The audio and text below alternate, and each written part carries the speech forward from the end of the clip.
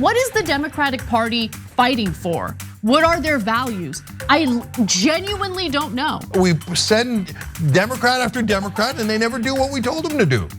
That's because it's corruption, and no one ever tells you that. What has Hakeem Jeffries, Chuck Schumer, or Ken Martin at the DNC proposed that you love? That we support Israel more, I guess. That I don't love that. The Democratic National Committee is struggling to raise money, and that's according to a new bombshell report in Politico. And it also turns out that the Democratic establishment is still paying off expenses from Kamala Harris's failed presidential run. So this story is amazing. I highly recommend you read it. Again, it's in Politico, but here's what they're reporting. By the end of June, the Republican National Committee had $80 million on hand, compared to just $15 million for the Democratic National Committee. Now, we should note that other parts of the Democratic establishment or apparatus aren't having the exact same problems. So for instance, Democrats and Republicans have about the same amount of cash in their House and Senate campaign arms, which is important because we're getting closer to the midterm election and that's what matters the most.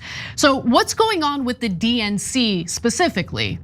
Well, according to Politico, major Democratic donors have withheld money this year amid skepticism about the party's direction, while the small dollar donors who have long been a source of strength are not growing nearly enough to make up the gap.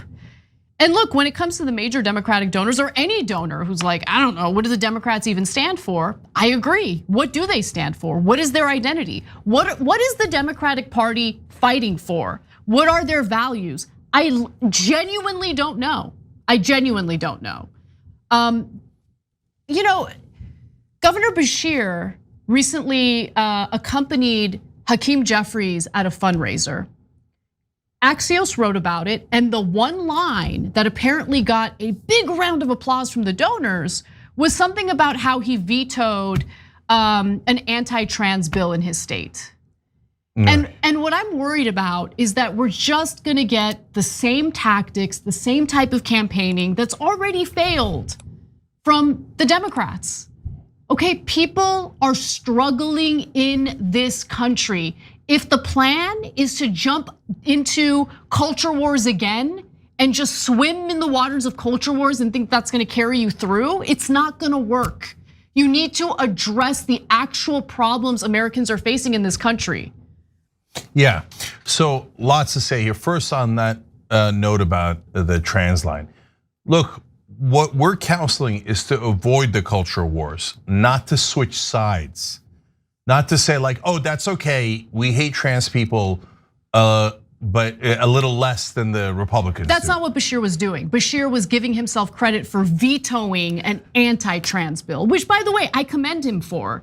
But to me, that was a signal that he's going to engage in the same stuff. Oh, I see. Yeah. Okay, if he's protecting people, I don't have a problem with it. Yeah, that's a good thing. Okay, so sorry, I misunderstood what you were saying there. And so, but at the same time, I still say avoid the culture wars, because if that's your main thing that you're gonna get run on, we're gonna run into a brick wall. Like that's not winning ground. And I mean, again, I don't know what that bill was, so maybe it's, if it was about bathrooms or military, whatever it is, maybe it is winning ground, right? Because it depends on the particular issue. But much more importantly, what is your vision for America? For America. Like and look, protect everyone, including trans people, Muslims, black folks, everyone, okay? But yes, but that's table stakes, guys. Wanting equality and justice is table stakes. What do you want beyond that? Right. What is your economic vision? What is your vision to improve the lives of American citizens? And the reality is that the Democrats are stuck in purgatory. And so they can't raise money from the big donors because the big donors say, well, I didn't get my return on investment. I gave you a whole bunch of money and you guys ran terrible campaigns and kept getting clowned by a guy with an IQ of 70. So what am I wasting my money for? I get it, right? I'll come back to the donors because that one's way more nuanced, okay? There's plenty of nuance, plenty of non-nuance. Anyway, then when you come to the grassroots says, well, you're not representing me at all. Why would I give you money? Exactly. Right? So now the big donors aren't giving you money and the small donors aren't giving you money. And that's why you have almost no money left. So that's not complicated to figure out. So what is the correct answer? Pick a side, okay? So I say pick the side of the voters. Now that comes with real costs and consequences. So you have to do things like no more corporate PAC money. Doesn't mean you don't take any donor money. They could still be big donors, but no corporate PAC money, because that is by definition corrupting. That is, and no money from people representing foreign governments. Because both those things, foreign governments and corporations say, I am not representing the voters. I am representing these corporations and these governments, okay? Then you won't get grassroots money because we know you're sellouts and you're never going to represent us. So now there's a part of the story where, one of the donors said his advice for Ken Martin, who's leading the DNC. I want to answer that in a minute, but let's give you that first. Okay, but I also want to, there's a note of caution, Cenk, because if they decide to go with their corporate donors, the big money donors, you have to play by the big money donors' rules. Yes. And the voters are represented by the small dollar donors. So the biggest problem for Kamala Harris in the presidential election wasn't that she couldn't raise enough money. She raised a record amount of money. She spent, it was $20 billion on that election, right? First, there was a giant amount of money. They haven't fully tallied it yet, but that wasn't all her. She spent, I think, a couple of $1 billion. Oh, it was 2 billion, my bad. Right, but overall, the entire campaign, the accounting's not fully done, but the last campaign that wasn't even presidential, they spent 17 billion in the whole cycle. Exactly, yeah. Right, okay. So in her case, she spent, I think, if I remember right, about 2 billion. $2 billion for her. So listen, you can raise all the money in the world, but if you are basically forced to serve the interests of the rich and powerful, well, your campaign is not going to appeal to Democratic voters. So this whole obsession with raising money, I get it. I get that you're gonna need money to run ads and all of that. But what's more important is to not be, essentially hindered by all of these demands by the donors who don't represent the interests of the voters. This is a unique problem to the Democratic Party, because the Democratic Party, the Democratic voters want something different in terms of economic policy from what the Republican voters want. But I just feel like the Democratic Party just doesn't realize this. And by the way, even with all the money that Kamala Harris raised, she left with a massive debt that the DNC has been paying back. So let's get to that. The party has quickly churned through the money it has raised in the first half of this year, including spending more than $15 million this year to pay off lingering expenses from Kamala Harris's presidential campaign. Total disaster. Now, an anonymous Democratic donor, donor and advisor, told Politico that donors see the DNC as rudderless, off message, and leaderless. Those are the buzzwords I keep hearing over and over again. If DNC chair Ken Martin really wanted to impress donors, he'd go do 20 or 30 salon events with donors and let them yell at him. If you take that on the chin, make some changes, then I think we could see some movement, but he's not going to do that.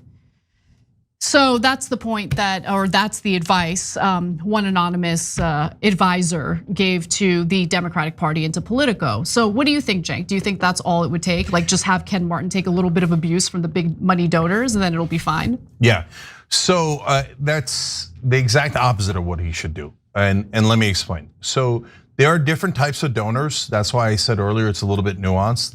So if you're taking money from, like, let's say AIPAC, which represents Israel, or Israeli interests, well, there's no redeeming quality to that. That's basically a pledge that the politician is making to serve Israel instead of America. If you take money from ExxonMobil or Lockheed Martin, that's a pledge to serve Lockheed Martin and ExxonMobil and not your voters. So there's no redeeming quality to that. Now, if you're going to take donor, like we're in this supposed Citizens United world, you need money, you're going to take money from big donors. Okay, well, that's not banned in anything, right? Including even the progressive groups. Okay, So now those folks, some of them have nefarious purposes. Oh, I want lower taxes, etc. But a lot of them have good purposes if they're on the Democratic side. They care about social issues, they care about justice, X, Y, Z, right? So if you want to listen to some of them, no problem. But if you're listening to ExxonMobil, by definition, it's wrong, okay? But they're never going to tell you what's right for Democratic voters or the American people. Exactly. They're only going to tell you what's right for Raytheon if you're talking to a Raytheon donor, okay? Period. So now the second part is, okay, well, what happens when you talk to the donors that are relatively good people who are trying to help get to the right place? Ken Martin shouldn't be getting yelled at by them. He should yell at them, okay? Not because I don't like those people.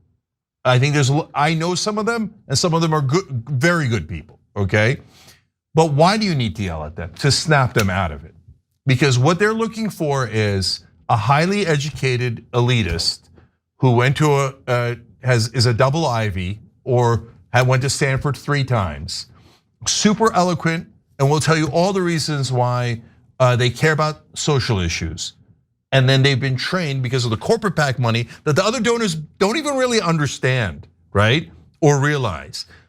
They've been trained by those guys who give more money to give you word salads to appease you. And then you pick the elitist guy and we lose elections.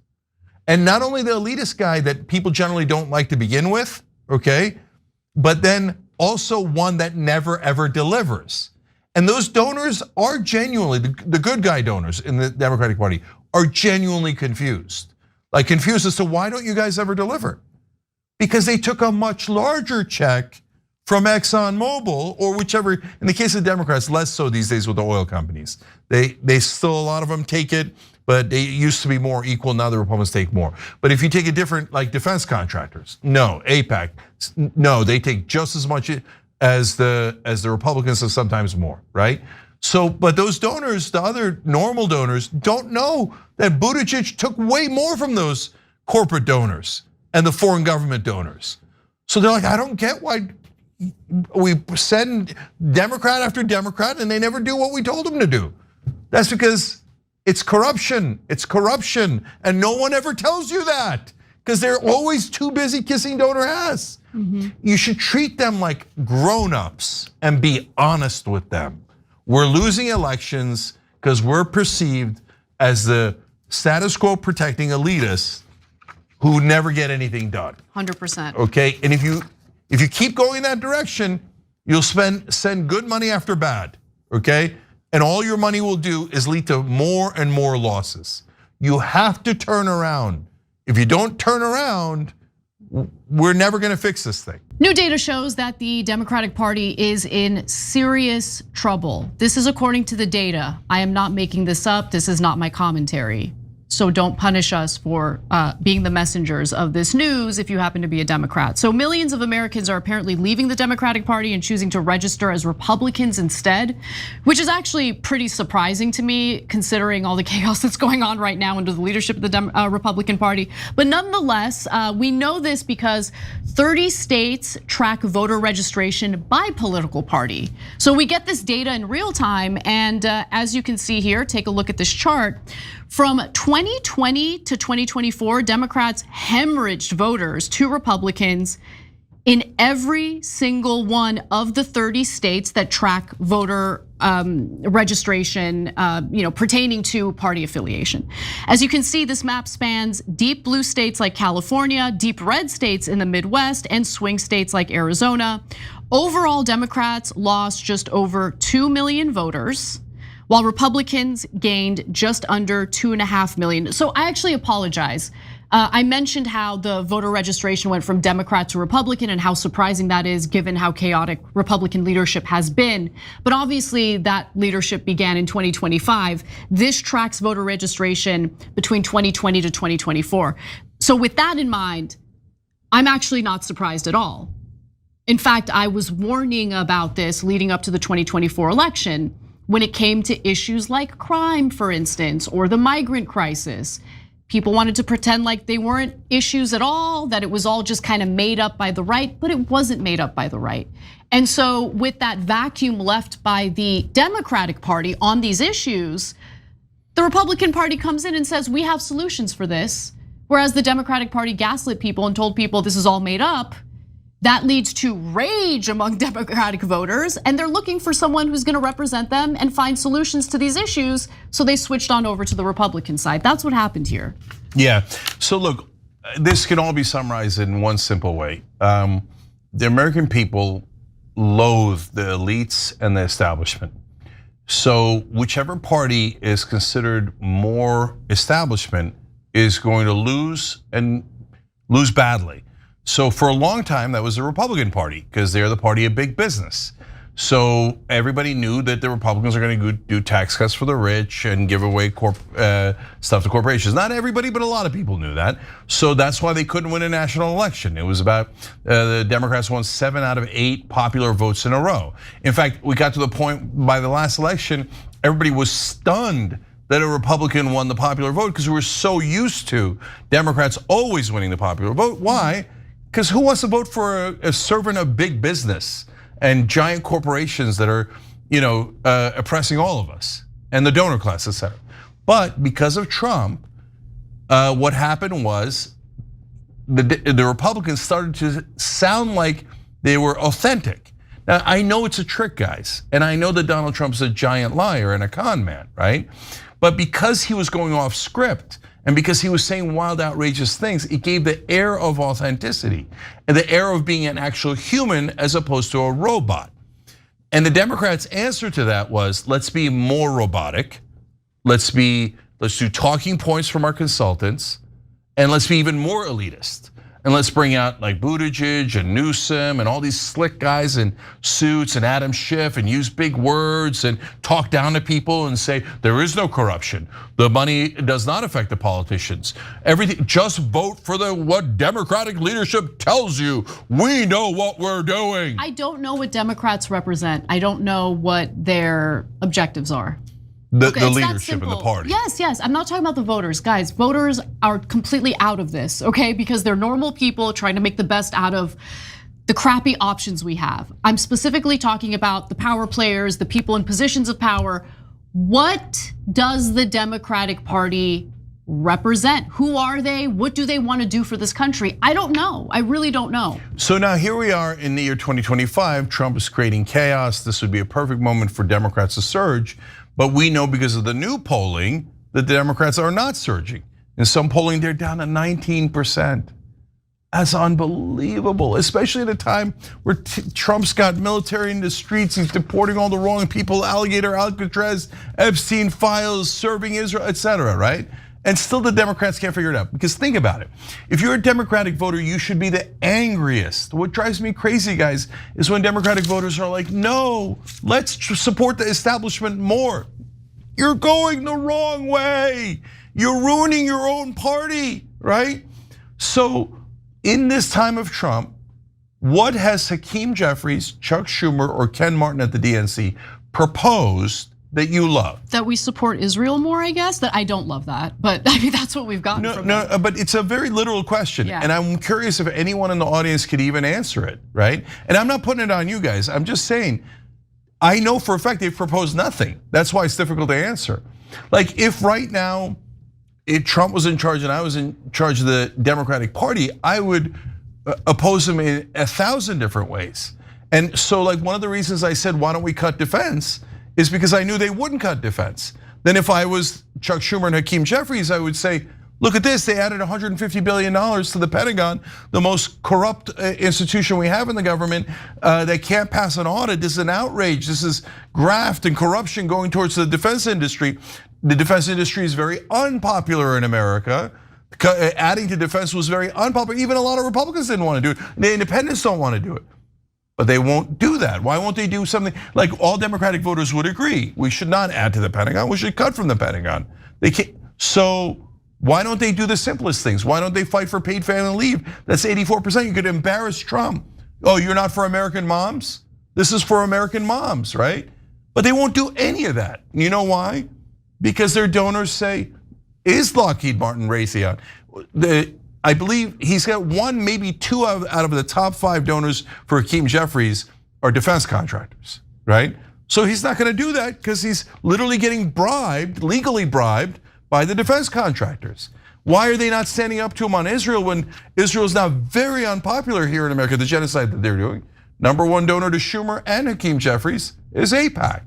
So it's the corruption that is causing them to be impotent and just go, Trump bad.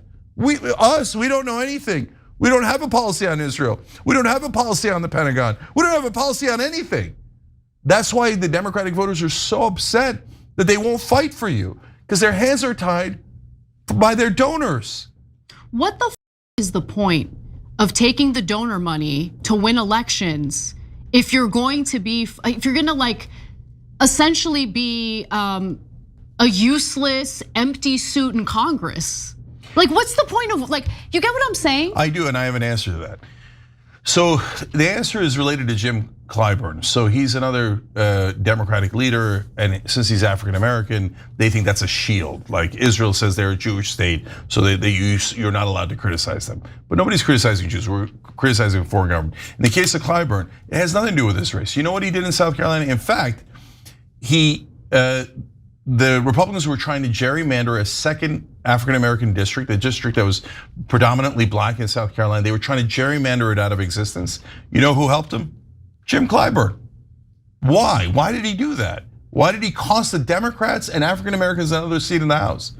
Because it made his seat safer. So they're selling you out for their own interests. So Hakeem Jeffries will lose more seats in the House. The Democrats will have a worse reputation, but because of all the money he takes from AIPAC, he's then able to lift himself up into leadership. And so he's now the leader of the Democrats in the House. So for him, it's worked out great. For Clyburn, great. Pelosi, great. Biden, great, etc. For the rest of us, not so good. So I'm not telling you to vote for Republicans, that's crazy. I'm telling you to challenge your own politicians. Please stop believing the mainstream media that they have your best interests in mind. They don't. That's why you're losing all the independents. We got to bring those independents back. And the only way to do that is to be honest and to fight for them and to not back the corrupt leaders of the Democratic Party. Democrats are still trying to figure out how they can better connect with the people of this country after losing ground in the last election to Trump's simplistic way of speaking and the questionable intellect of the manosphere. But now is not the time to be snobs. People already think that the Democrats are a bunch of nerds with all their big words and their big ideas. Cenk, can the Dems rebrand now to be a little bit less dorky? Well, I mean, that's the problem though. It's a rebrand, right? And so, but it's okay, it's better than nothing. So this story has put me in the uncomfortable position of having to agree with Third Way. I think this is the first time I've ever agreed with them. They're kind of the corporate wing of the Democratic Party. But unfortunately on the language stuff, well, again, like the right wing that I quote unquote agree with, I'm not going to their position, they came to our position.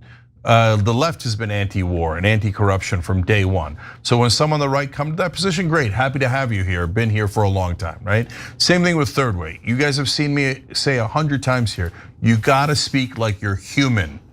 Stop with all the gobbledygook and the SAT words. And so now finally the corporate Democrats ironically have come to that position. So let's tell you the full story and then we'll discuss, does all of it make sense or is there some parts that don't? Okay, so a new memo has been released telling the Democrats which words they should stop using if they want people to listen to anything that they have to say. The list was put together by Third Way, as Cenk said, and they're a left-center think tank. So what are the words that they're advising to stop using? You can probably already guess some of them. They span 6 categories, from therapy speak to explaining away crime, and put in sharp relief a party that authors say makes Democrats sound like the extreme, divisive, elitist, and obfuscatory enforcers of wokeness.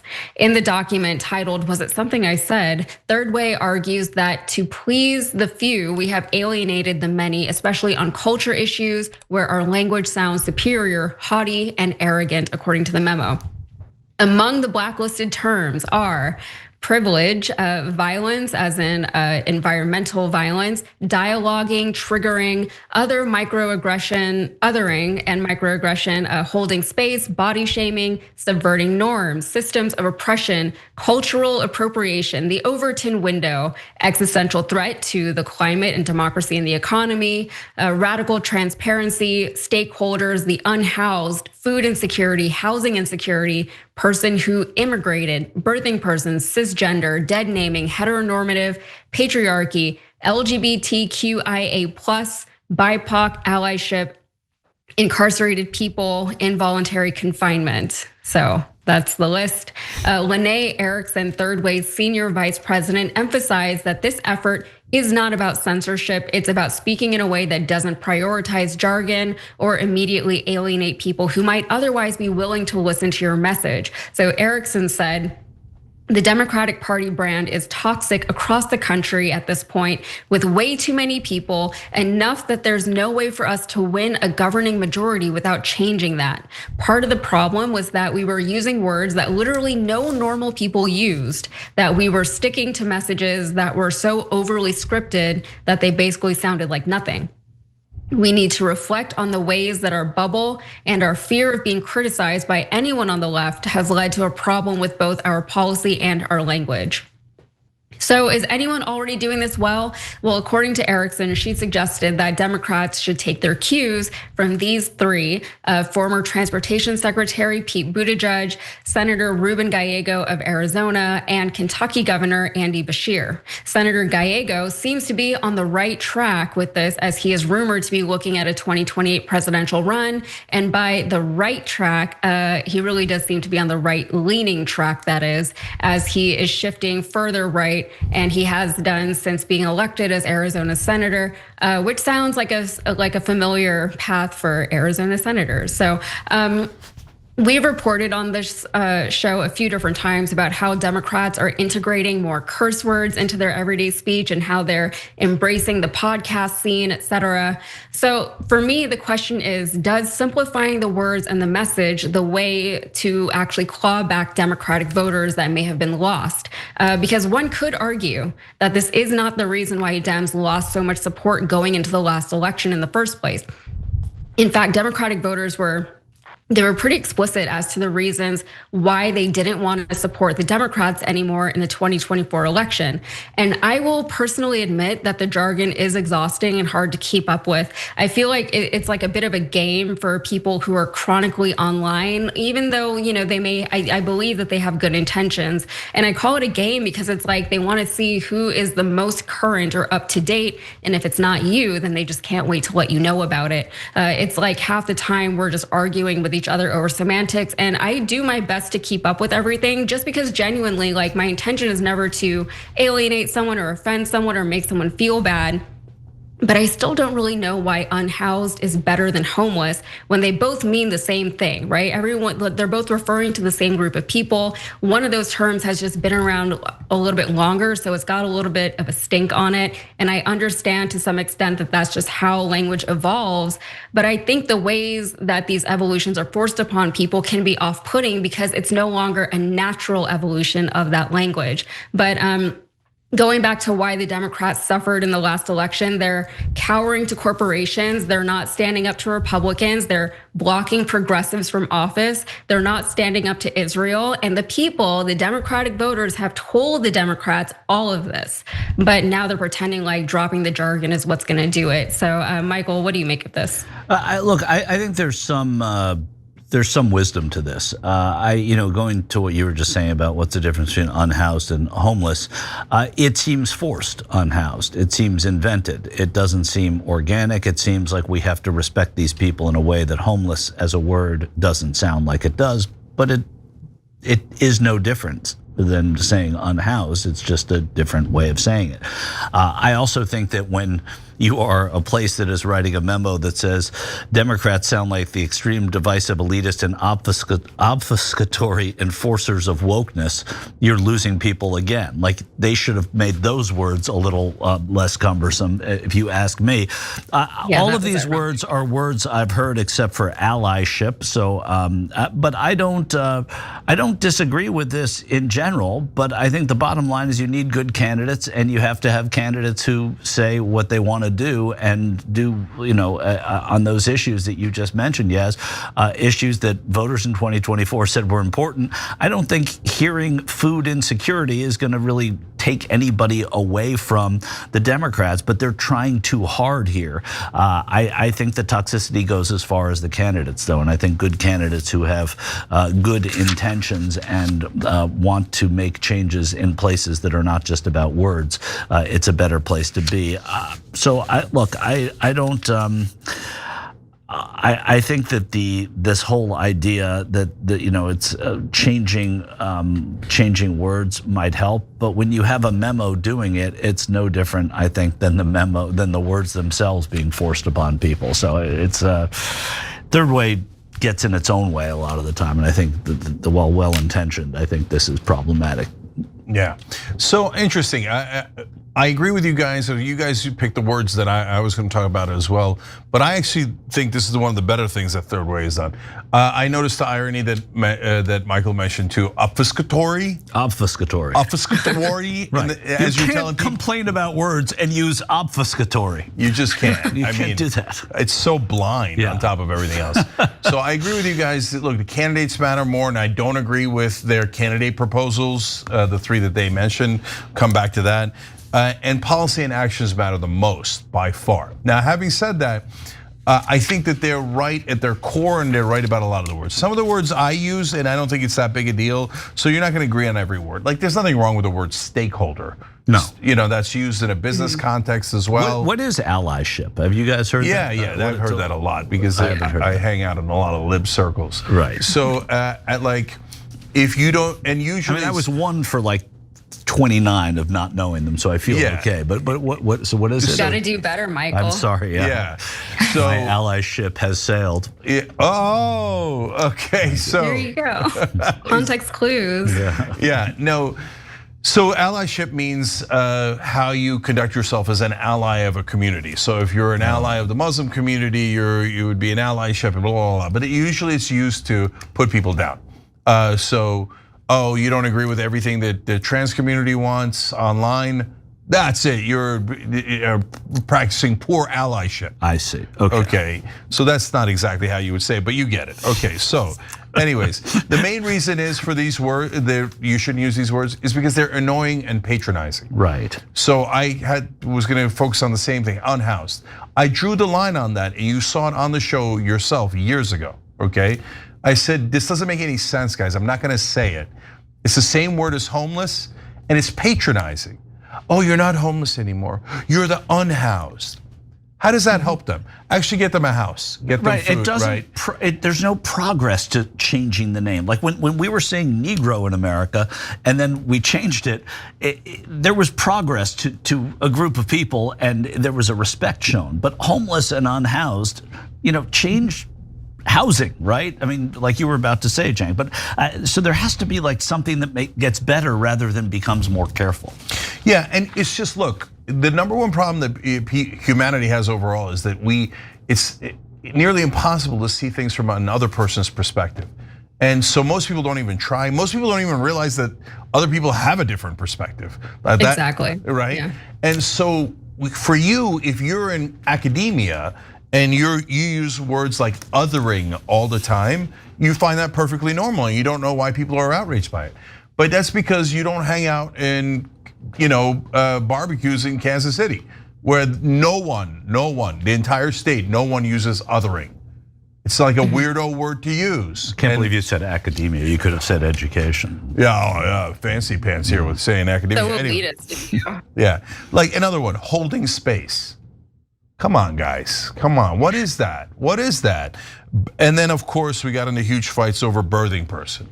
And to this day, a huge percentage of left-wing hosts online Say A, no one says it. B, everyone should say it. C, it's no big deal. Well, which one is it, guys? Which one is it? And the reason that controversy started in the first place is because AOC was on CNN and they were talking about abortion where we have a huge advantage politically, and we need to win in the real world, otherwise they take away women's rights. And while we've got the majority of the American people on our side, she goes in and says birthing persons instead of moms. Then the whole conversation gets shifted to this weirdo phrase you use, birthing persons, and then we lose the fight. What are you doing, right? We said that and everybody's like, no, you're terrible. Nobody says it. AOC just said it. Oh, you shouldn't say it. Well, I'm saying you shouldn't say it, so we agree. No, you don't agree. You just say it. Don't say it, say it. Like, what? Shut up. Shut up, you're so annoying. And here's another one, LGBTQIA+. I drew the line at Q.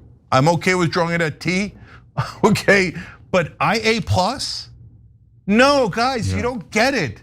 Like, because if you're in that community, you think, what, so what? LGBTIA, XYZ, QX2, etc., R2, D2, and you think that's normal. But to a person that's trying to be in allyship with you, okay, when you say that, they're like, oh, wait, I don't know, I don't want to offend. Did I leave out a letter? That's a lot of letters, I don't remember them. And then they start to panic, and then they just run. Yeah, and you're hurting that community by overthinking the way you refer to them. So it is becoming. That was actually. Yeah, go ahead. Oh, so I was going to say that was actually something that was mentioned in the memo. Is that a lot of times, terms will be determined for certain groups of people, but those groups of people, they're like, we don't even think of ourselves that way. We don't identify this way. But I will say about the LGBTQ. IA+1. I remember once they kept adding letters to it, I was like, okay, you just need a different term, like there's too many letters, we're just gonna be repeating the whole alphabet. Just find a better term, something more encompassing if that's what you're after. But all these letters, it's just getting a little bit cumbersome. And especially whenever, I'm covering a story and you gotta go, it's just like it's a mouthful, Yeah. So if we're looking to update jargon, then I think that one can be updated. That's what I would do. Everybody's unhoused. Black, white, everybody's just the unhoused. And then we're talking about one big community. De-housed. Or the over-lettered. Over-lettered, yeah. Okay, so by the way, once you get to Q, Q stands for queer. That's really all encompassing. That is a very broad category. So I think we're good there. Anyways, last thing is, okay, now we told you all these annoying things, words that you shouldn't use, and we're recommending that the person who does it well is Pete Buttigieg. What? Are you insane? Pete Buttigieg, yeah, he goes into right-wing spaces. I respect him for that. I think I don't like him overall as a candidate, but I like he does that. We're fairest show in America. But Buttigieg is the king of SAT word salads. Right, but I don't think what they're saying here, and I don't know that they're right, but what I think they're saying is that they've taken themselves off of using words on this list. And yeah, Pete Buttigieg can't help but be smart, but I don't think that he falls into the trap of using all of these words. And I think I've seen him use it. Have you? Yeah, and so he might not be the worst at using all these but he's words, also maybe reformed. Like maybe he's, he's saying this is not the way we need to speak to people. I'm guilty of it, but I don't know. But I think that's what they're saying here, though. Yeah, I mean, but he also don't annoy people with words like obfuscatory, okay? So it doesn't it's okay, guys. Yeah, we know what it means. So what? Who are you trying to impress? Because as a politician, you have to impress the voters. And if you're talking down to them and you seem like you're an elitist prick, they're not gonna be impressed, they're just gonna hate you. So this is just common sense stuff. So, hey, look, I'll take it. It's probably the best work Third Way's ever done. Oh no, I don't want them giving that quote. Just get better candidates. That's how you win. Yeah, overall, yes. Every time you ring the bell below, an angel gets his wings. Totally not true, but it does keep you updated on our live shows.